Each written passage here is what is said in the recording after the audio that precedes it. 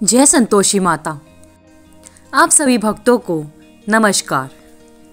आज शुक्रवार के दिन माँ संतोषी का व्रत किया जाता है। शुक्रवार के दिन व्रत करने से पहले, व्रत की कथा सुनने से पहले यह जान लेते हैं कि संतोषी माता की व्रत पूजा की विधि क्या है। शुक्रवार के दिन सूर्योदय से पहले उठकर सभी कामों से निवृत्त होकर स्नान करके साफ सुथरे वस्त्र धारण करें। अब माँ संतोषी का ध्यान करते हुए व्रत का संकल्प ले। इसके बाद साफ जगह पर या फिर पूजा घर में चौकी पर लाल रंग का कपड़ा बिछाकर माँ संतोषी की मूर्ति या तस्वीर को स्थापित कर दे। एक कलश की स्थापना करें। इसके बाद विधिवत तरीके से माँ संतोषी की पूजा करें। माता संतोषी को फूल, माला, सिंदूर, अक्षत चढ़ाएं। माँ संतोषी के भोग में भिगोए हुए चने की दाल और गुड़, केला चढ़ाएं। माँ संतोषी का ध्यान करते हुए घी का दीपक जलाने के साथ धूप जलाएं और विधिवत आरती करें। माँ संतोषी की व्रत कथा एवं चालीसा एवं माँ संतोषी का मंत्र पाठ करें। अब प्रसाद सभी को बांट दें और कलश के पानी को पूरे घर में छिड़क दें। आइए आप सुनते हैं माँ संतोषी की व्रत कथा। एक बुढ़िया थी, उसके 7 बेटे थे। 6 कमाने वाले थे जबकि एक निकम्मा था। बुढ़िया 6 बेटों की रसोई बनाती, भोजन कराती और उनसे जो कुछ जूठन बचती वह 7वें व सबसे छोटे बेटे को दे देती। एक दिन वह पत्नी से बोला, देखो मेरी माँ मुझसे कितना प्रेम करती है। वह बोली, क्यों नहीं, सबका जूठा जो तुमको खिलाती है। वह बोला, नहीं, ऐसा नहीं हो सकता। मैं जब तक आंखों से ना देख लूं मान नहीं सकता। बहू हंसकर बोली, देख लोगे तब तो मानोगे। कुछ दिन बाद त्योहार आया। घर में 7 प्रकार के भोजन और चूरमे के लड्डू बने। वह जांचने के लिए सिर दुखने का बहाना बनाकर पतला वस्त्र ओढ़कर रसोई घर में सो गया। वह कपड़े में से सब कुछ देखता रहा। 6 भाई भोजन करने आए। उसने देखा माँ ने उनके लिए सुंदर सुंदर आसन बिछाए हैं और अलग अलग तरह की रसोई परोसी है और आग्रह करके उन्हें खाना खिलाया है। वह देखता रहा। 6 भाई भोजन करके उठे तब माँ ने उनकी झूठी थालियों में से लड्डुओं के टुकड़े उठाकर एक लड्डू बनाया। जूठन साफ कर कर बुढ़िया माँ ने उसे पुकारा, बेटा 6 भाई भोजन कर गए हैं, अब तू ही बाकी है, उठ, तू कब खाएगा। वह कहने लगा, माँ मुझे भोजन नहीं करना, अब मैं परदेश जा रहा हूँ। माँ ने कहा, कल जाता हो तो आज चला जा। वह बोला, हाँ आज ही जा रहा हूँ। यह कहकर वह घर से निकल गया। चलते समय पत्नी की याद आ गई। वह गौशाला में उपले थाप रही थी। वहां जाकर बोला, हम जावे परदेश, आवेंगे कुछ काल, तुम रहियो संतोष से, धर्म अपनो पाल। उसकी पत्नी ने कहा, जाओ पिया आनंद से, हमारो सोच हटाए, राम भरोसे हम रहे, ईश्वर तुम्हें सहाय। 2 निशानी आपन, देख धरू में धीर, सुधी मती हमारी, बिसारियो रखियो मन में गंभीर। वह बोला, मेरे पास तो कुछ नहीं, यह अंगूठी है तो तुम ले लो और अपनी कुछ निशानी मुझे दे दो। वह बोली, मेरे पास क्या है, यह गोबर भरा हाथ है। यह कहकर उसकी पीठ पर गोबर के हाथ की थाप मार दी। वह चल दिया। चलते चलते दूर देश पहुंचा। वहां एक साहूकार की दुकान थी। वहां जाकर कहने लगा, भाई मुझे नौकरी पर रख लो। साहूकार को जरूरत थी तो उसने उसको काम पर रख लिया। उसने पूछा, तनख्वाह क्या दोगे। साहूकार ने कहा, काम देखकर तनख्वाह मिलेगी। साहूकार की नौकरी मिली। वह सुबह 7 बजे से 10 बजे तक नौकरी करने लगा। कुछ दिनों में दुकान का सारा लेन देन, हिसाब किताब, ग्राहकों को माल बेचना, सारा काम करने लगा। साहूकार के 7-8 नौकर थे। वे सब चक्कर खाने लगे। यह तो बहुत होशियार बन गया। सेठ ने भी काम देखा और 3 महीने में ही उसे आधे मुनाफे का हिस्सेदार बना लिया। वह कुछ वर्षों में ही नामी सेठ बन गया और मालिक सारा कारोबार उस पर छोड़कर चला गया। इधर उसकी पत्नी को सास ससुर दुख देने लगे। सारी गृहस्थी का काम करा के उसे लकड़ी लेने जंगल में भेज देते। इस बीच घर के आटे से जो भूसी निकलती उसकी रोटी बनाकर रख दी जाती और फूटे नारियल की नारेली में पानी दिया जाता। एक दिन वह लकड़ी लेने जा रही थी। रास्ते में बहुत सी औरतें संतोषी माता का व्रत करती दिखाई दी। वह वहां खड़ी होकर कथा सुनने लगी और पूछने लगी, बहनों, तुम किस देवता का व्रत करती हो? उसके करने से क्या फल मिलता है? यदि तुम इस व्रत का विधान मुझे समझा दोगी तो मैं तुम्हारा बड़ा एहसान मानूंगी।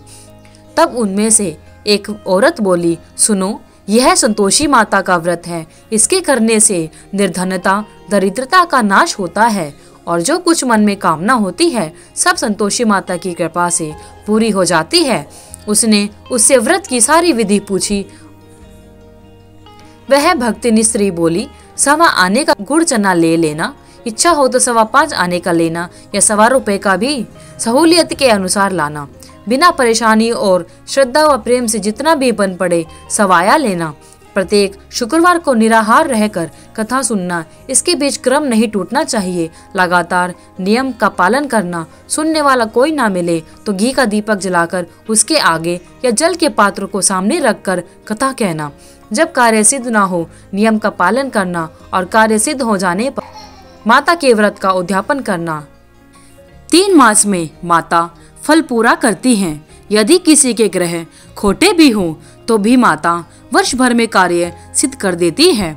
फल सिद्ध होने पर ही उद्यापन करना चाहिए, बीच में नहीं करना चाहिए। उद्यापन में 2.5 सेर आटे का खाजा तथा इसी परिमाण से खीर तथा चने का साग करना। 8 लड़कों को भोजन कराना। जहाँ तक हो देवर, जेठ, भाई बंधु के हों, ना मिले रिश्तेदारों और पास पड़ोसियों को बुलाना। भोजन करा, यथाशक्ति दक्षिणा दे। माता का नियम पूरा करना। उस दिन घर में खटाई ना खाना। यह सुन बुढ़िया के लड़के की बहू चल दी। रास्ते में लकड़ी के बोझ को बेच दिया और उन पैसों से गुड़ चना ले माता के व्रत की तैयारी कर आगे चली और सामने मंदिर देखकर पूछने लगी, यह मंदिर किसका है? सब कहने लगे, संतोषी माता का मंदिर है। यह सुनकर माता के मंदिर में जाकर चरणों में लौटने लगी। दीन हो विनती करने लगी, माँ, मैं निपट अज्ञानी हूँ, व्रत के कुछ भी नियम नहीं जानती। मैं दुखी हूँ। हे माता, जगत जननी, मेरा दुख दूर कर, मैं तेरी शरण में हूँ। माता को दया आई। एक शुक्रवार बीता कि दूसरे को उसके पति का पत्र आया और तीसरे शुक्रवार को उसका भेजा हुआ पैसा आ पहुंचा। यह देख जेठ जेठानी मुंह सिकोड़ने लगे। लड़के ताने देने लगे। काकी के पास पत्र आने लगे, रुपया आने लगा। अब तो काकी की खातिर बढ़ेगी। बेचारी सरलता से कहती, भैया, कागज आवे रुपया आवे, हम सबके लिए अच्छा है। ऐसा कहकर आंखों में आंसू भरकर संतोषी माता के मंदिर में आ मातेश्वरी के चरणों में गिरकर रोने लगी। माँ, मैंने तुमसे पैसा कब मांगा है? मुझे पैसे से क्या काम है? मुझे तो अपने सुहाग से काम है। मैं तो अपने स्वामी के दर्शन मांगती हूँ। तब माता ने प्रसन्न होकर कहा, जा बेटी, तेरा स्वामी आएगा। यह सुनकर खुशी से बावली होकर घर में जा काम करने लगी। अब संतोषी माँ विचार करने लगी, इस भोली पुत्री को मैंने कह तो दिया कि तेरा पति आएगा, लेकिन कैसे? वह तो इसे स्वप्न में भी याद नहीं करता। उसे याद दिलाने को मुझे ही जाना पड़ेगा। इस तरह माताजी उस बुढ़िया के बेटे के पास जा स्वप्न में प्रकट हो कहने लगी, साहूकार के बेटे सो रहा है या जागता है? वह कहने लगा, माता, सोता भी नहीं, जागता भी नहीं, कहो क्या आज्ञा है? माँ कहने लगी, तेरे घर बार कुछ है कि नहीं? वह बोला, मेरे पास सब कुछ है, माँ बाप बहू है, क्या कमी है? माँ बोली, भोले पुत्र, तेरी बहू घोर कष्ट उठा रही है। तेरे माँ बाप उसे परेशानी दे रहे हैं। वह तेरे लिए तरस रही है, तू उसकी सुध ले। वह बोला, हाँ माता जी, यह तो मुझे मालूम है, परंतु जाऊं कैसे? परदेश की बात है, लेन देन का कोई हिसाब नहीं, कोई जाने का रास्ता नहीं आता, कैसे चला जाऊं? माँ कहने लगी, मेरी बात मान, सवेरे नहा धोकर संतोषी माता का नाम ले, घी का दीपक जला, दंडवत कर दुकान पर जाकर बैठ जा। देखते देखते सारा लेन देन चुक जाएगा, जमा माल बिक जाएगा, सांझ होते होते धन का भारी ढेर लग जाएगा। अब माता की बात मानकर वह नहा धोकर संतोषी माता को दंडवत कर घी का दीपक जलाकर दुकान जा बैठा। थोड़ी देर में देने वाले रुपया लाने लगे, लेने वाले हिसाब लेने लगे। कोठे में भरा सारा सामान खरीदार नकद दाम पर ले गए। शाम तक धन का भारी ढेर लग गया। मन में माता का नाम ले चमत्कार देख प्रसन्न हो घर जाने के लिए गहना कपड़ा सामान खरीदने लगा। यहाँ काम से निपट तुरंत घर को रवाना हुआ। उधर उसकी पत्नी जंगल में लकड़ी लेने जाती है। लौटते वक्त माताजी के मंदिर में विश्राम करती है। वह तो उसके प्रतिदिन रुकने का जो स्थान था। धूल उड़ती देख वह माता से पूछती है, हे माता, यह धूल कैसी उड़ रही है? माता कहती है, हे पुत्री, तेरा पति आ रहा है। अब तू ऐसा कर, लकड़ियों के 3 बोझ बना ले। एक नदी के किनारे रख और दूसरा मेरे मंदिर पर व तीसरा अपने सिर पर। तेरे पति को लकड़ियों का गट्ठर देख मोह पैदा होगा। वह यहाँ रुकेगा, नाश्ता पानी खाकर माँ से मिलने जाएगा। तब तू लकड़ियों का बोझ उठाकर जाना और चौक पर गट्ठर डालकर जोर से आवाज लगाना, लो सासू जी, लकड़ियों का गट्ठर लो, भूसे की रोटी दो, नारियल के खेपड़े में पानी दो, आज मेहमान कौन आया है। माता जी से बहुत अच्छा कहकर वह प्रसन्न मन से लकड़ियों के 3 गट्ठर बनाए। एक नदी के किनारे पर और एक माताजी के मंदिर पर रखा। इतने में मुसाफिर आ पहुंचा। सूखी लकड़ी देखकर उसकी इच्छा हुई कि हम यहीं विश्राम करें और भोजन बनाकर खा पी कर गाँव जाएं। इसी तरह रुक कर भोजन बना विश्राम करके गांव को गया। सबसे प्रेम से मिला। उसी समय सिर पर लकड़ी का गट्ठर लिए वह उतावली सी आती है। लकड़ियों का भारी बोझ आंगन में डालकर जोर से 3 आवाजें लगाती है, लो सासू जी, लकड़ियों का गट्ठर लो, भूसी की रोटी दो, आज मेहमान कौन आया है। यह सुनकर उसकी सास बाहर आ दिए हुए कष्टों को बुलाने के लिए बहू कहती है, बहू ऐसा क्यों कहती हो, तेरा मालिक ही तो आया है। आ बैठ, मीठा भात खा, भोजन कर, कपड़े पहन। उसकी आवाज सुन उसका पति बाहर आता है। अंगूठी देख व्याकुल हो जाता है। माँ से पूछता है, माँ यह कौन है? माँ बोली, बेटा यह तेरी बहू है। जब से तू गया है तब से सारे गांव में भटकती फिरती है। घर का कामकाज कुछ नहीं करती, 4 पहर आकर खा जाती है। वह बोला, ठीक है माँ, मैंने इसे भी देखा है और तुम्हें भी। अब दूसरे घर की ताली दो, उसमें रहूंगा। माँ बोली, ठीक है, जैसी तेरी मर्जी। तब वह दूसरे मकान की 3री मंजिल का कमरा खोल सारा सामान जमाया। एक दिन में राजा के महल जैसा ठाट बाट बन गया। अब क्या था, बहू सुख भोंकने लगी। इतने में शुक्रवार आया। उसने पति से कहा, मुझे संतोषी माता के व्रत का उद्यापन करना है। पति बोला, खुशी से कर लो। वह उद्यापन की तैयारी करने लगी। जेठानी के लड़कों को भोजन के लिए कहने गई। उन्होंने मंजूर किया, परंतु पीछे से जेठानी ने अपने बच्चों को सिखाया, देखो भोजन के समय खटाई मांगना, जिससे उसका उद्यापन पूरा ना हो। लड़के जिमने आए, खीर खाना पेट भरकर खाया, परंतु बाद में खाते ही कहने लगे, हमें खटाई दो, खीर खाना हमको भाता नहीं, देखकर अरुचि होती है। वह कहने लगी, भाई खटाई किसी को नहीं दी जाएगी, यह तो संतोषी माता का प्रसाद है। लड़के उठ खड़े हुए, बोले, पैसा लाओ। भोली बहू कुछ जानती नहीं थी, उन्हें पैसे दे दिए। लड़के उसी समय हट करके इमली खटाई लेकर खाने लगे। यह देखकर बहू पर माताजी ने कोप किया। राजा के दूत उसके पति को पकड़ कर ले गए। जेठ जेठानी मन माने वचन कहने लगे, लूट लूट कर धन इकट्ठा कर लाया है, अब सब मालूम पड़ जाएगा, जब जेल की मार खाएगा। बहू से यह सहन नहीं हुआ। रोती हुई माताजी के मंदिर गई। कहने लगी, हे माता, तुमने क्या किया? हंसाकर भक्तों को रुलाने लगी। माता बोली, बेटी तूने उद्यापन करके मेरा व्रत भंग किया है। वह कहने लगी, माता मैंने कुछ अपराध किया है, मैंने तो भूल से लड़कों को पैसे दिए थे, मुझे क्षमा करो, मैं फिर तुम्हारा उद्यापन करूंगी। माँ बोली, अब भूल मत करना। वह कहती है, अब भूल नहीं होगी, अब बतलाओ वे कैसे आवेंगे? माँ बोली, जा पुत्री, तेरा पति तुझे रास्ते में आता मिलेगा। वह निकली। राह में आपत्ति आता मिला। उसने पूछा, कहाँ गए थे? वह कहने लगा, इतना धन जो कमाया है उसका टैक्स राजा ने मांगा था, वह भरने गया था। वह प्रसन्न होकर बोली, भला हुआ, अब घर चलो, कुछ दिन के बाद फिर शुक्रवार आता है।